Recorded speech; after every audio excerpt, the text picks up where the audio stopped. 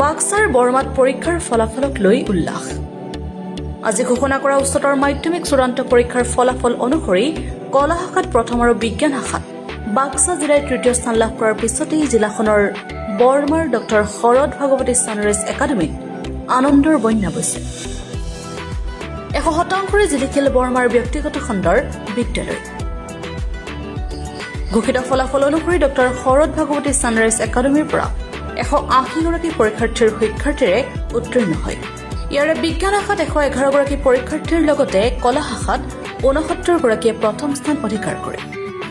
লগতে জিলাখনে কলা শাখাত প্ৰথম, বিজ্ঞান শাখাত তৃতীয় আৰু বাণিজ্য শাখাত ৰাজ্যৰ ভিতৰতে চতুৰ্থ স্থান লাভ কৰি জিলাখনলৈ সুনাম কঢ়িয়াই আনে। ছাত্ৰ ছাত্ৰীক লৈ শোভাযাত্ৰা উলিয়াই একাডেমীখনৰ কৰ্তৃপক্ষই। News export, Arunoday Assam.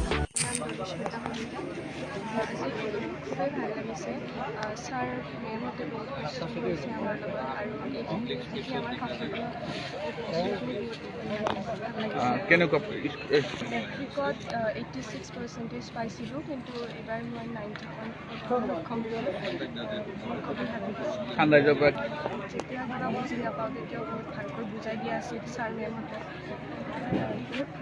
এতিয়া মই মোৰ বহুত ভাল লাগিছে। মোৰ নাম মাছুম পাঠক।